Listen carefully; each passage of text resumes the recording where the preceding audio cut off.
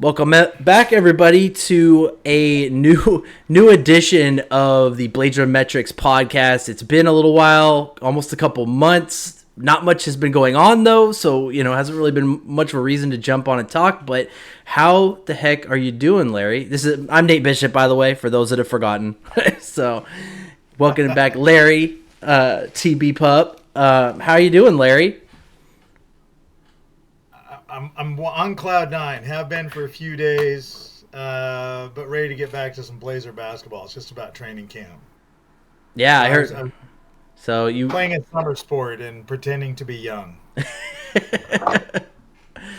Hey, whatever you got to do, man, keep yourself young, because it's just it's really easy to get stuck in the monotony of day-to-day work. So it's always good to have hobbies.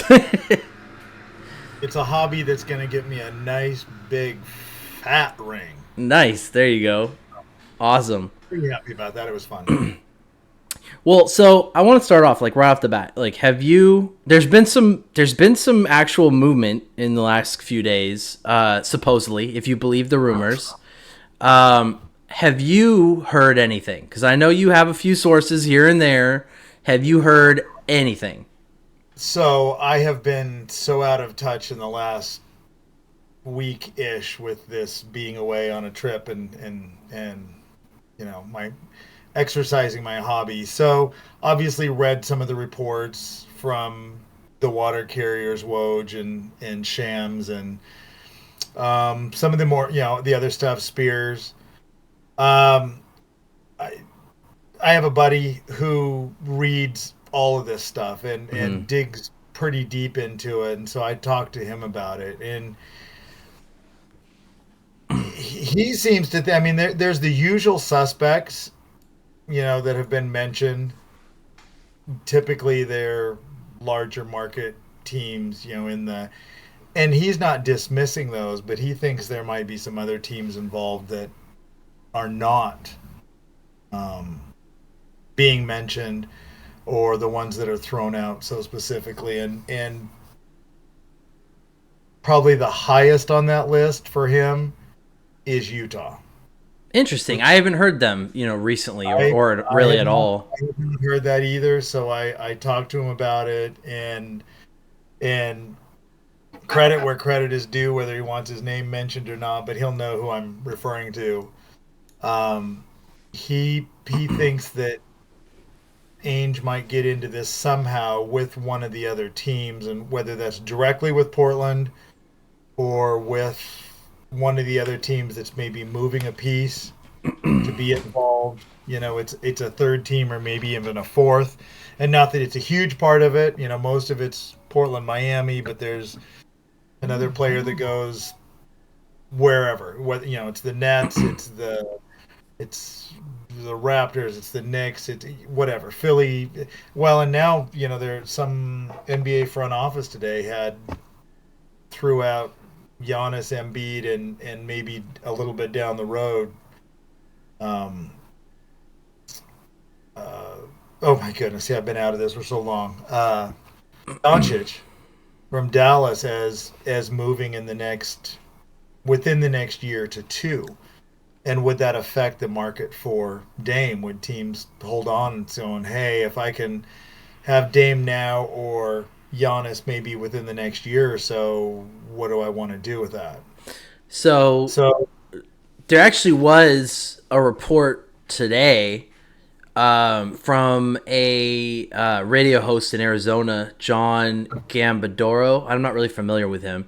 I'm Um, not either. And I but read that piece about just briefly about Ayton, but very briefly. So I'm sure you looked that over in more depth than I did. it was just a clip. Somebody had clipped his show from today, but he basically Yeah. said that he is hearing that a Dame trade is imminent in the next 24 hours. And he's hearing it from an Arizona standpoint. So his angle is that somehow Nurkic is going to Phoenix, Ayton is coming here. I don't know if Miami's involved. I don't know if there's another team involved. He didn't really get into that. But Well, some people were something saying else. that. So, Something else has to be involved because those salaries don't fit at all. oh no, I mean Ayton makes close to like 30 mil, and Nurk is around like 17 or something like that. So I don't know how that would all come together, but this is like the first report that I've heard from somebody not named like Dropping Dimes 20 saying that something's coming. And I know that our own like resident insider mediocre man on the Rip City 2 forum has been saying that he's been hearing a lot of movement in the last couple days. He also mentioned Ayton, so there's definitely been some smoke around the Suns and Ayton and Nurkic. Well, the chatter has picked up. Everyone's back from vacation now. Training camp's in a couple weeks for most teams. It would only make sense that had picked up. Phoenix wanting to move Ayton is nothing new. It was whether the new coach coming in could make it work with him, or they, maybe ownership said, we don't care, we want him gone. And I mean, listen, if that were to happen and he were to come here, that's an interesting young nucleus. It's a bit volatile and it's very young, but you throw Ayton as a big man in with Shaden and Scoot and Grant and some of the rest of whoever's left, Ant and whomever. I mean, that's fun to watch, at least part of the time. I bet it'd be frustrating to watch at times too.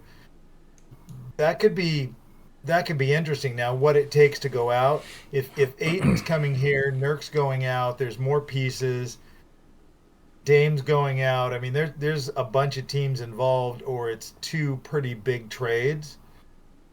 I would like to get this over with and just be able to have closure and move on at this point. I'm sick of it. I mean, honestly, that's why I haven't been super motivated to do a show in the last month and a half, is because I'm just tired of it. I don't want to talk about Dame anymore. I don't want to talk about hypotheticals. There's so many hypotheticals, but right. And now it's, I believe it was Fentress and one other person saying that if another team did trade for him, that he would immediately request a trade to the Heat. Like, well, didn't he kind of just get in trouble for, not in trouble, but warned, chastised, whatever for that just not that long ago? So I get that's where he wants to go. And his agent has done, everything, well, including crossing a line. He got his hands slapped for things that he said. Man, is that limiting to the team that has his rights when he just went and signed the biggest contract he could just a year ago? I don't know. It still leaves a bit of a sour taste in my mouth because it's trying to artificially, we've talked about this, lower the asking price so that, and of course he wants to keep as many assets with the team he goes to, if it's the Heat, there, so that he's got a better chance to win. I get that, but that's really not fair to the team that has him or any other team in the league that has a player, and especially when they've just signed him to a supermax for as long as they could, for as much money as they could. So I hope it gets worked out. I hope there's some fair, close to fair value. I don't think there can be. When you're trading a superstar, rarely is there in any trade. But that Portland can get something out of it, some picks, some young players, move on and go. And if Ayton gets thrown in there somehow, those are fun games to go watch. Yeah, I look at Ayton. It's interesting. I was listening to Locked On Blazers, and Mike Richmond had Trader Bob on to do a short interview, because Trader Bob has a book coming out in October about the Sonics and the Blazers and everything that happened behind the scenes. And so he talked a little bit about Drexler and how that all happened. I didn't really care that much. I honestly don't care that much about Drexler, but he did talk a little bit about his philosophy. he mentioned he didn't care at all that they were called the Jailblazers. Did not care at all. Basically said that he thought, well, at least they're talking about us. I don't care if it's negative or positive. They're talking about us. But he talked about his philosophy of reclamation projects and how he would go out and get a player. The first player that popped into my mind was the one that he ended up talking about was J.R. Ryder. Ryder had a bad reputation. He was a lottery pick, but the Wolves wanted to dump him. So, Bob traded for him for nothing, just basically gave up a couple of scrubs. And then his philosophy was, okay, we'll bring him in, we'll boost up his value, and then we'll flip him for somebody that fits the character that we want. So, a couple of years later, he flips Ryder and Jimmy Jackson for Steve Smith. And it's interesting because I was thinking a player like Ayton would be a great example of that. He's only like 25. He was number 1 overall pick, right? And then he's not played badly. He just hasn't been as productive, and he's been kind of a little bit of a malcontent. Didn't get along with Monty Williams. And so, what do you have to lose, right? You bring him in. He's he's a lottery pick, first overall, taken player that you can put with Scoot. And he's not making that much money. So it's like, if he busts, oh well, the Blazers aren't trying to win right now, really, So I look at that as being a low risk, potentially high reward move. So, well, it takes some pressure off the young guys if someone of his caliber is here. Mm-hmm. It's someone you have to account for. He hasn't fit because and you want players like this. You want players who believe in themselves and their talent. Now they have to do so realistically and within the confines of the team and what they're trying to accomplish. But he's felt that he was better than being the 4th, 5th option on the Phoenix team when it was Chris Paul and Bridges and maybe Cam Johnson or Booker, or whoever else, and who else? And Booker. Yeah. Well, yes, him probably first of all. Yeah. So, he's felt like he had more to give, could do more, which sounds a lot like the guy we have here now. Thinks he can do more and wants more, but it's not a big guys league right now, and no. So that it doesn't necessarily fit with what the rest of your team may do, or the draft picks that have been acquired, or the players that have been traded for. It's much more set up to be a guard wing centric league, and he doesn't really fit, even though he may be incredibly talented. So if he was here, and it gives, it's a bit of a gravitational force in the middle, so it's not so much spotlight is on Scoot and Shane. It will be, but at least there's someone else to kind of play off. It's a big man in stature and physical presence, but also someone who, you can go to for 20 points, 10 rebounds a night, and can help carry you maybe when rookies have inevitable off nights, which they will. So it wouldn't be bad. It's not going to affect winning or losing here, so maybe why not? It can almost only be, well, I don't want to say only. What could it hurt? They're expected to be a bottom. Most prognostications have them being a bottom 3 team. Well, it's not much. Where do you go from bottom 3? Bottom 2, bottom 1. Well, okay, you didn't fall that far. He might actually help them be a little better. Now, maybe you don't want that. Maybe you want a top pick, but this year's draft is not the year to have a great pick. It's the next year. So, yeah, what do you do? And then Toronto is another team that had come up as potentially being this kind of dark horse mystery Eastern Conference team that's interested in Dame. And, supposedly they're not looking to trade Scotty Barnes, which is the only. That's the only player on that roster I would trade for Dame. Well, what's funny though is I think Miami's deal is so crappy that I would take OG. Like he's only 25. He's only 25. If they don't want to give up Scotty, what if? I mean, let's think about it like this. What if they want to do a trade where it's Portland, Toronto, Phoenix. Nurkic is going to Phoenix. Ayton's coming here. Dame's going to Toronto. OG and Filler is coming here. I mean, a team where you got Scoot, Sharp, OG, Grant, and Ayton. That's actually a legit squad. I mean, I don't know if that's possible, but that's actually the most balanced 5-man squad we've had really since the last year that LaMarcus was here. I mean, if you really... It's not for lack of how he would fit on here. And by the way, you just left off Anthony Simons. Yeah, Simons. I'm not even... So, it's not for his lack of ability to fit or play here. It should be fine. It's that he's going to want $42 million at the end of the season. And that's where it's like, well, that just throws everything out of whack. I don't know where that fits. Are you going to pay him $42 million while you're building around Scoot and Shaden? Is anybody going to give him that much money, though? I mean, he's not that good. He's a good player, but he's a role player. He's not a star. I don't know.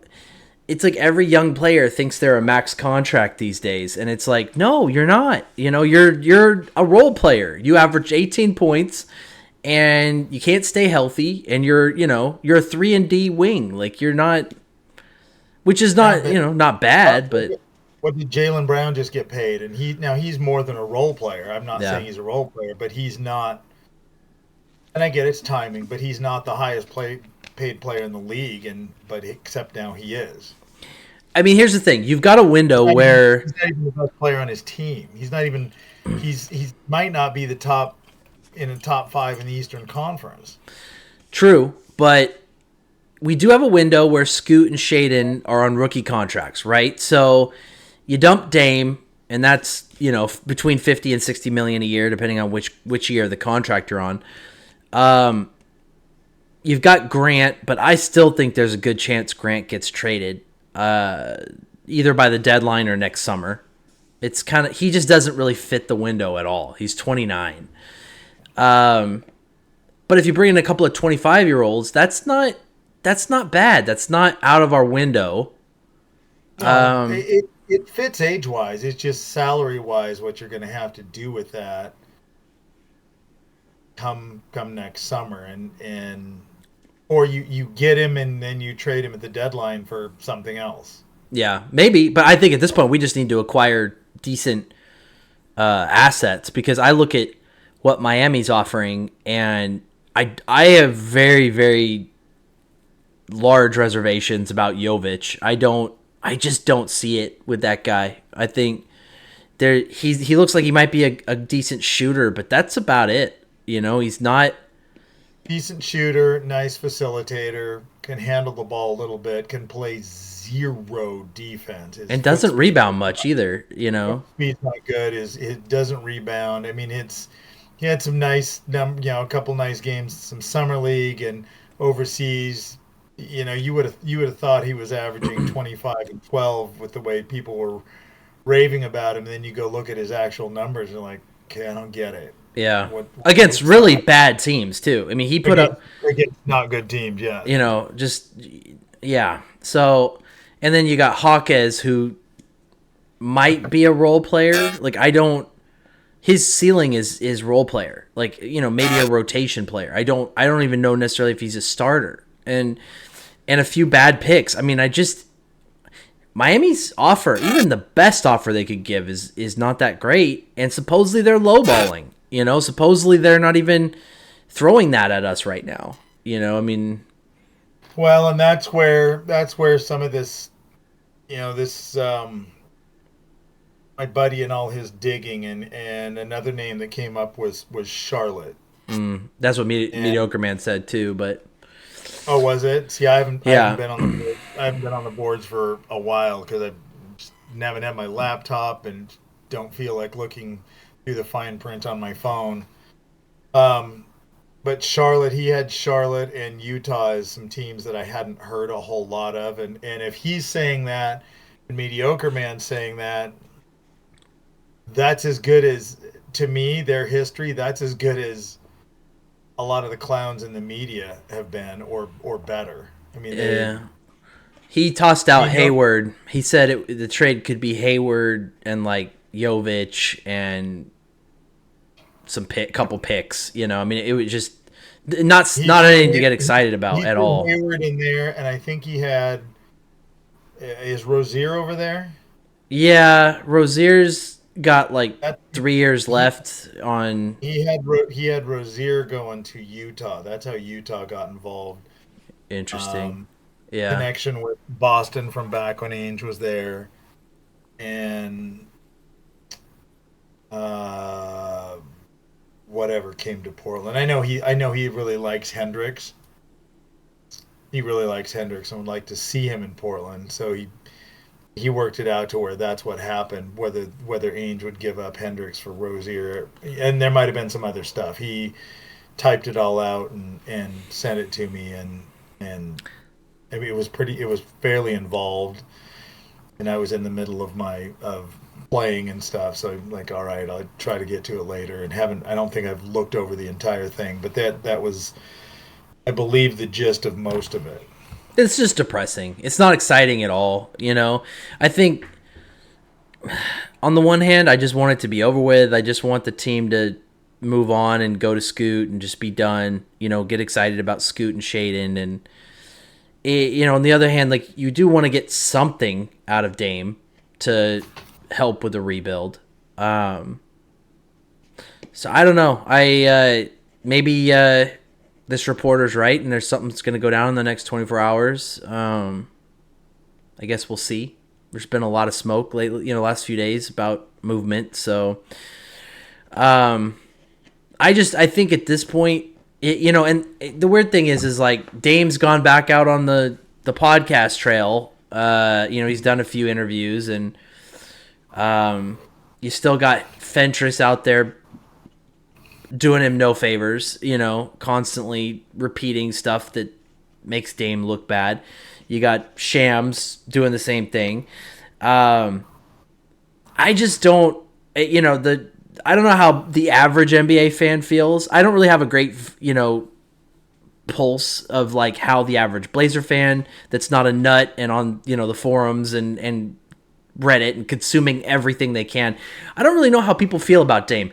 I know that like the fanatical people that are online are all looking down on him from all this, but like the average Joe that just kind of pays attention, I don't know where they sit on all this. Well, a lot of I would say your season ticket holders still, most of them would like him to come back. Now that's turning a little bit because I've talked to some of them who over the summer have just like, okay, just be done with this. This is ridiculous. It's just dragging on and dragging on. I would say the majority of the season ticket holder crowd would love it if Dame was still in a Blazer uniform. And don't want him to ever leave. Wins, losses, or ties. I mean, they don't care. Almost. It feels like that. They're more into Dame than they are into success of the franchise. Which And is so weird. It's just so some people weird. get some people get really attached to a certain player, and that's part of being a fan. And they can fan however they want, but I, I don't know. I've always rooted for the front of the jersey and not the back, and certainly have had my favorite players, and some of them a bit obscure. But it's just drug on to the point of, can we just move on? Yeah. And some of the stuff now that is coming out, and there's certainly been a lot more noise in the last 72, 96 hours, that maybe, or it's just a lot of media are back from vacation and have nothing else to do, and they're all back getting ready to start with training camp, cover some of the new players, maybe rookies, and start doing some write-ups, and they have nothing else to do, and so there's like, well, hey, what's there to talk about? Although no one's mentioning Harden, so maybe there is some stuff with Dame. I haven't Ugh. heard Harden's name in a bit. Well, the Clippers, I think, backed out of that, you know. And honestly, I don't blame them. I wouldn't want anything to do with that guy. They've already got one head case with Kawhi that they can't really rely on.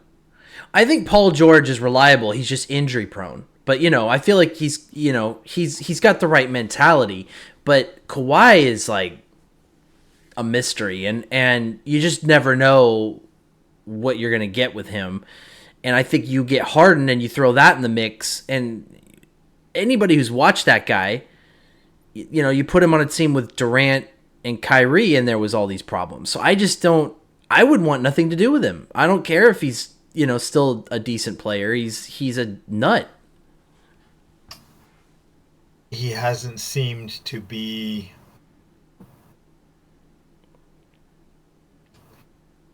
a winner, at the highest level. I mean, incredible stats at times, and there was one year when they came pretty darn, your annual Chris Paul hamstring pull away from maybe at least getting to the finals. Um, but it hasn't translated in the playoffs it has manifest itself in the regular season. So his game is built on getting a lot of whistles, drawing a lot of contact, and that just goes away in the playoffs, and it seems to kind of mess with his game a little bit. Not that he won't have some huge games at times, but overall there seems to be a bit of a step back. So I don't think it would be anything. I mean, it sounds great. It sounds on paper, George Leonard and Harden. It's like, wow, that's a lot of firepower, and it is. I don't know how that all works together. Yeah, So it'll be interesting to see what he does, because if he doesn't show up to camp, they control his destiny. There's that rule in the CBA that like if he holds out, they can essentially hold on to his rights indefinitely. And even though he's a free agent after this season, they can just hold on to him. So he should really be careful because if he screws around, He'll show up. There's wherever these players are, they will show up because they do not want to lose a year of control or eligibility or something going into free agency if it was the last year of their contract, which is more Harden, a lot closer to that than Dame is. They're going to show up. Now they may show up and fake a hamstring or an ankle or a mental health wellness day for 30 days in a row. I don't know, but they'll be there. They're not about to give up. I just don't.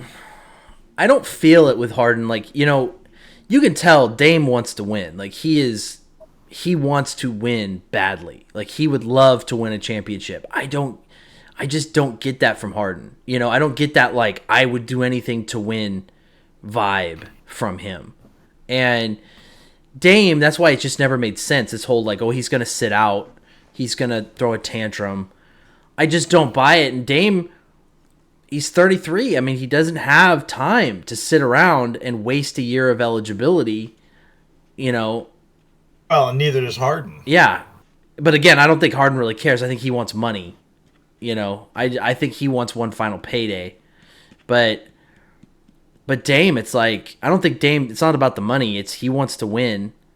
So Tori from Blazers Uprise was posting on the forum today and yesterday, and he said something that I had not heard from one of their sources. Essentially, I'd heard before that Dame had put in a trade request in that meeting on the 26th, and it didn't come out. And then Joe came out and said that it was a good meeting and they were still dedicated to trying to build a winner on Dame. But Tori said, I think it was today, that Dame provided a list of teams to Joe in that meeting. And then because Joe came out and said everything was hunky-dory, that pissed Dame off. And that's when Dame focused in on just the Heat, no longer willing to go to, a list of teams. And it's possible. I mean, I could maybe see that happening.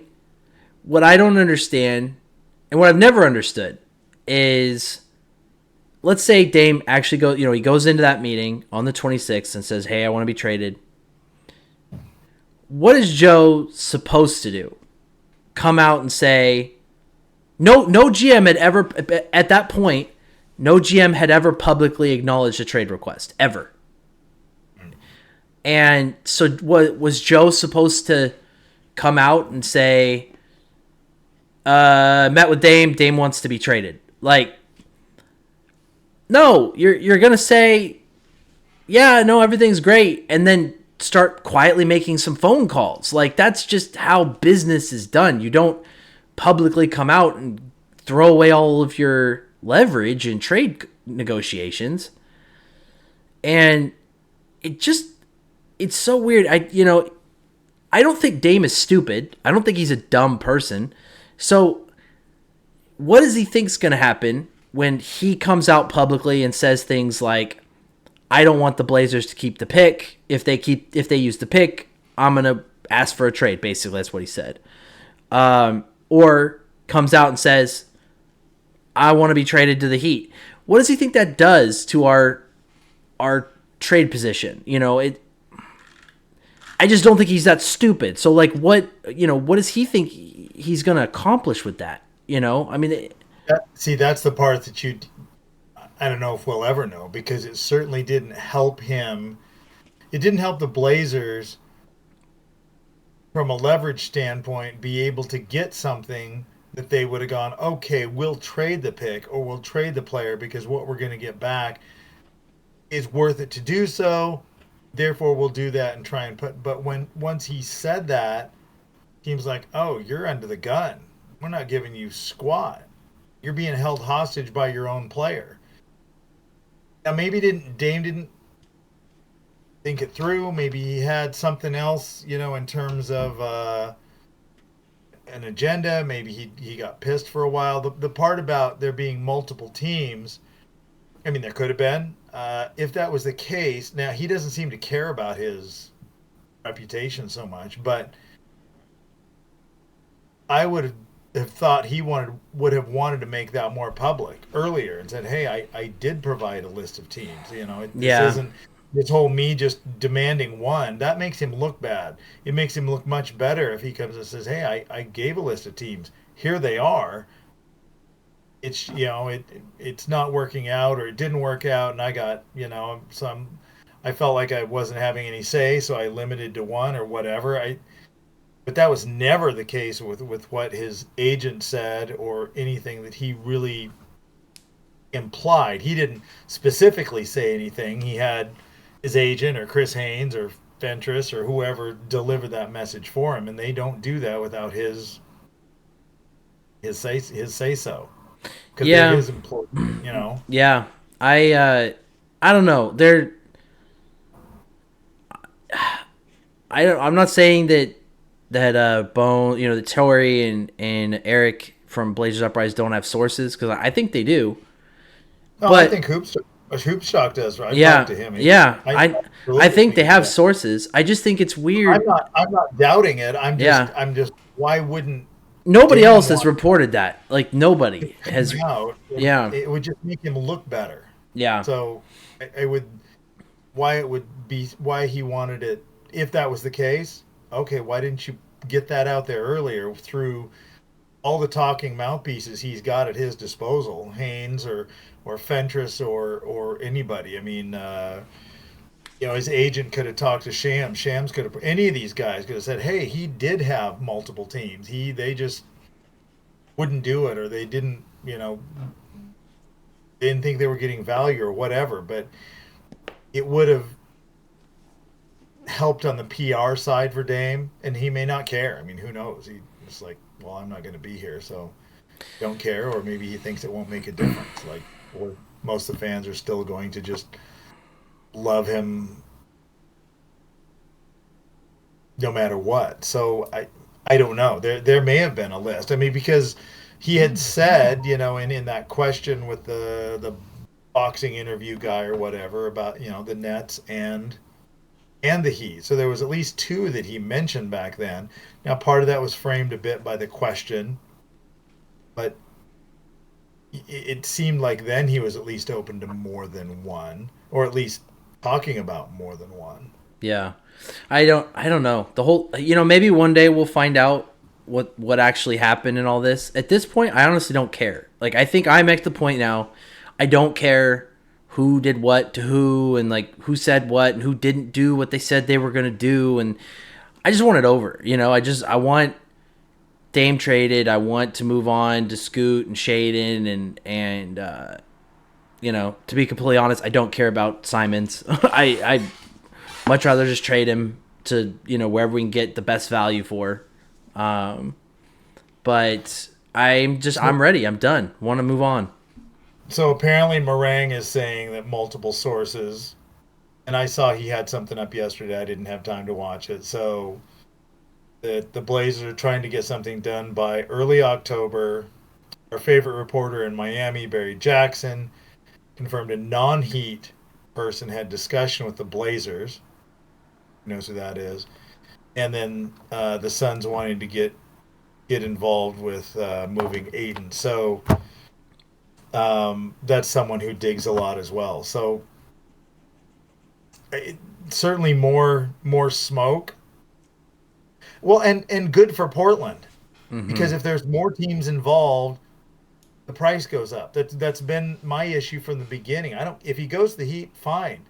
Just have it be a fair offer. Don't say, the whole thing was, by saying it's only the Heat, it depresses the value. Get more teams involved.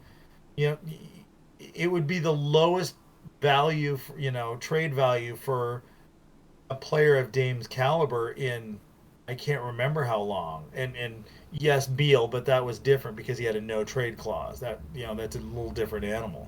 But other than that, none of the trades. I mean, Gobert got traded for more than what Dame's going to get, and that they're not. Yes, he used to be a really good defensive player, and he's still a solid defensive player. But you can kind of scheme him off the court. But Gobert's not coming anywhere near a top 75 list. I don't. It's funny because there's all these reports about Miami not being willing to bid against themselves, but it's like they aren't really in a position of strength either, though. Jimmy Butler's getting old. They just lost a bunch of people. I mean, their window is short. And they've also lost players that were waiting for Dame to get traded there, and then they were going to go sign, veteran minimum or, MLE type deals, whatever was left. Christian Wood was one of them, and so was Oubre. I thought Oubre was. Oubre, yes, Kelly Oubre. Both of those guys, it was believed were going to go to Miami after Dame went there, and they finally was like, okay, this is taken. So Miami's missed out on them as well. I mean, they would, if Dame goes there, those two guys follow, are pretty inexpensive.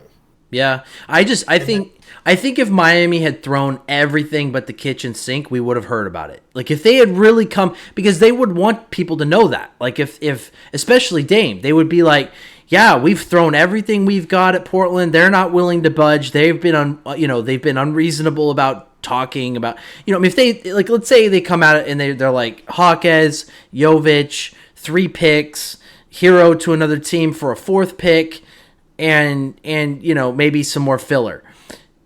If they threw and some swaps, yeah, and maybe some second rounders, whatever, so a little bit extra, but like everything they've got, because supposedly a report came out that the Blazers said a couple days ago that Miami needs to throw everything not nailed down in, which to me means that they haven't.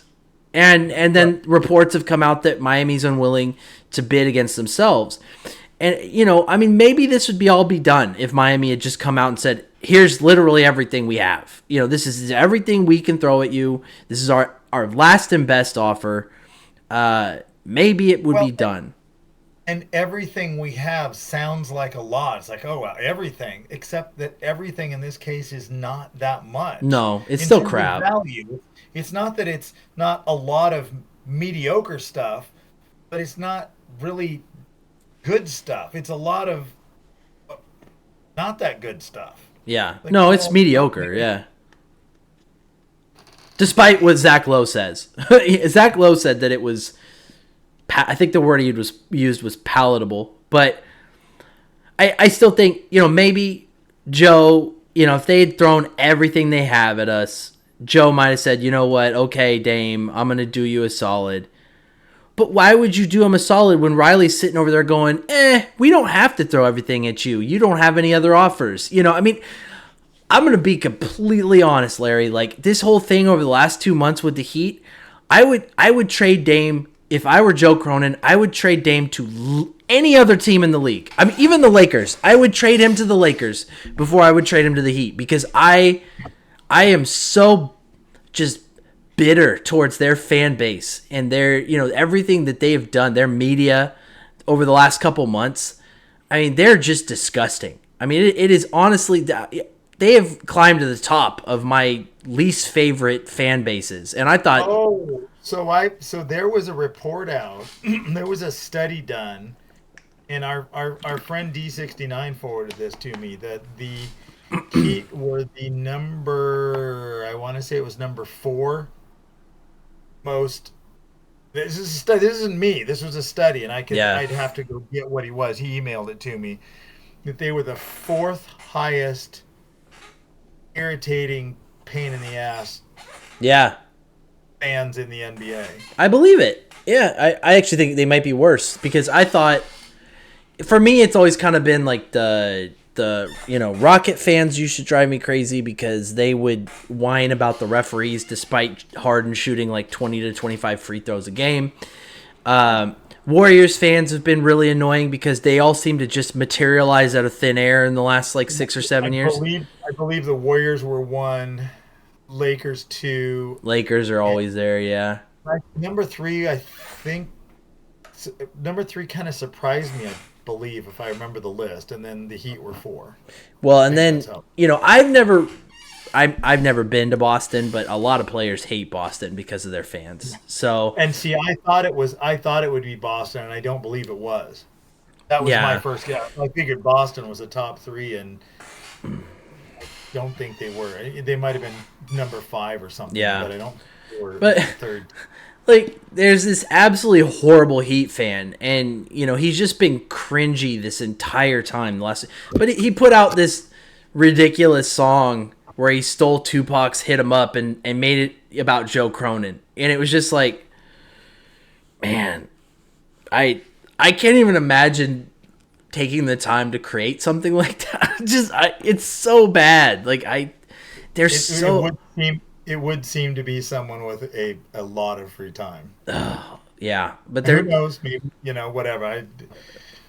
Like I said, people can fan however they want, but there's some reality. It's like, hey, you're not getting Dame for crap non-lottery picks and players that you wouldn't even play last year. I mean, how is that? Sure you would like that. Everyone would like to to win a trade on the magnitude of what Danny Ainge seems to do every time, but that's not the norm.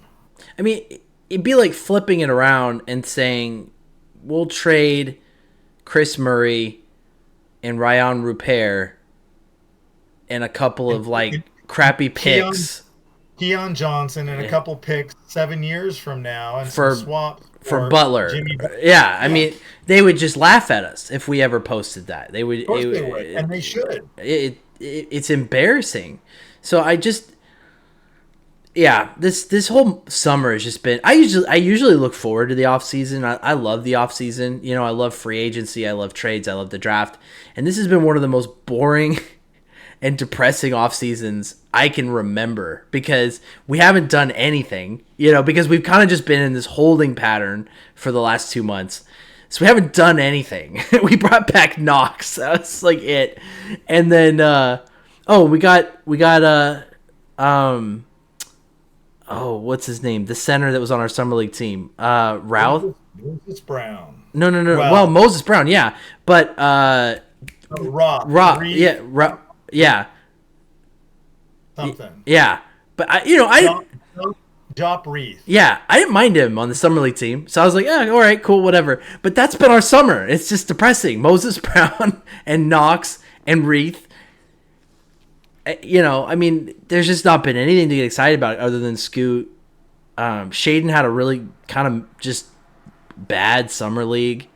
So it's like I just want the season to start, and I don't want to have to deal with like Dame coming to the media day and then trying to figure out how to play Simons and Dame and Scoot and Sharp, and it's just I really, it's tough, man, because on the one hand you don't want Joe to take a bad trade just to get Dame off the team, but on the other hand you're like, God, just get it over with. Let's just be done.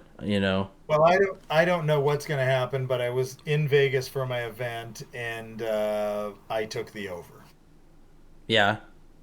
Portland was just, it's like, wow, that's a lot of losses. They think we're going to be really bad. Yeah. Yeah, well, and I don't think they're going to do well, but I think they'll do better than. Oh, what did I get for the number of wins? It was low. So I'm like, well, that's worth a little Well, spot. what's interesting though, I don't gamble very often, so I could be just dead wrong. it I know a lot of people aren't excited about this draft, but there's some intriguing guys.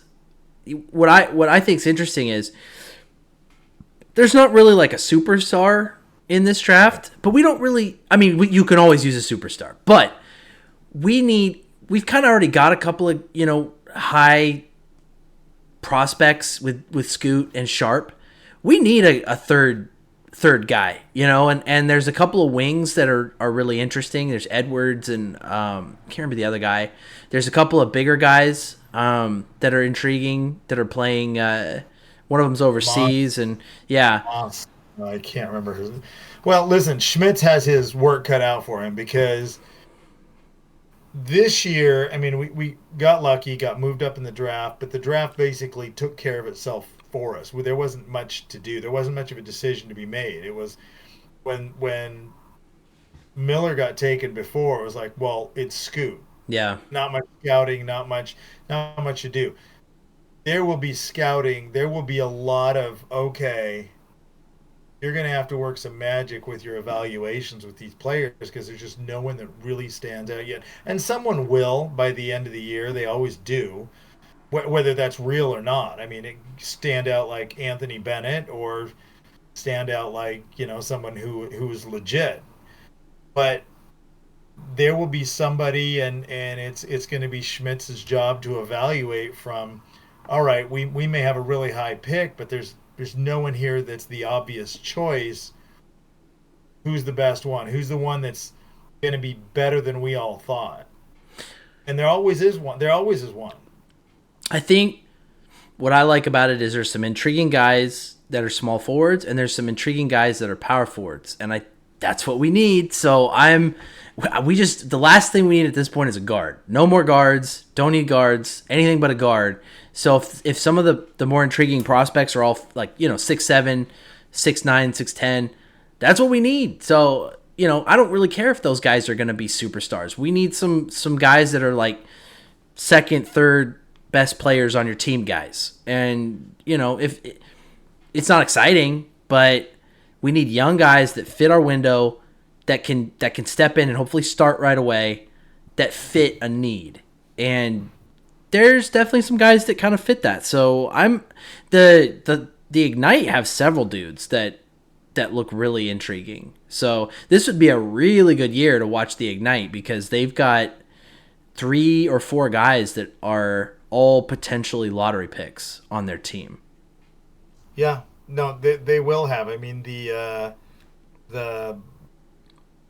Blazer G League version when they play the Ignite, I imagine that's a sellout, and that will be a pretty exciting or highly anticipated game because Portland's going to have a high draft pick, you would think, and you're going to see some of those draft picks here playing against your own, some of your own young guys. I know I'm planning to be at that game, and I think they come twice, maybe. I'm not sure. So it's something to look forward to because hopefully by then some of those guys are developing, and you get to see that, um, you know, who you might end up with. Yeah. Well, we're just under 50 minutes. Probably a good time to wrap it up. There's still just talking about Dame. It's like nothing really. I mean, yeah, it's nice that there's a little bit more movement right now, but I guess we'll come back and hop back on if something gets done in the next few days. Otherwise, I'd like to.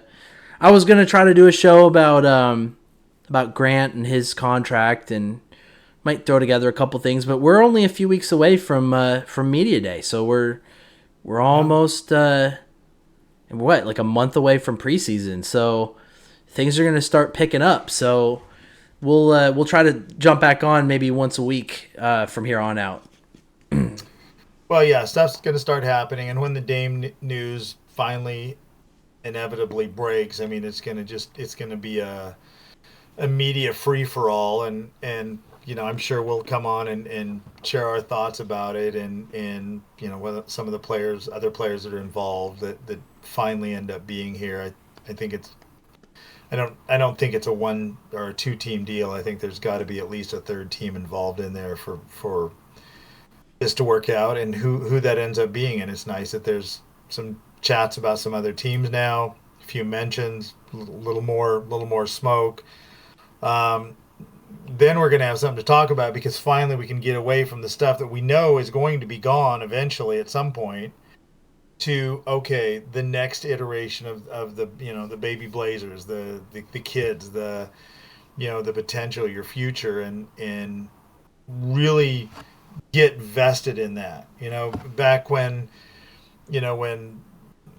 Roy, Odin, Aldridge were young. I mean, and how exciting a time that was. Or go back, the previous iteration before that when Drexler, Porter, Kersey, Duck, Cliff later on when they were young. I mean, there was a lot of excitement because there's so much potential. Now you never know what happens with that, and potential can be a dangerous thing, but it's a fun time because it's a bit of a mystery, and everyone can have their own thoughts about how that mystery unfolds. So I'm looking forward to that when it finally happens, and if we're getting a few more rumors about that, great.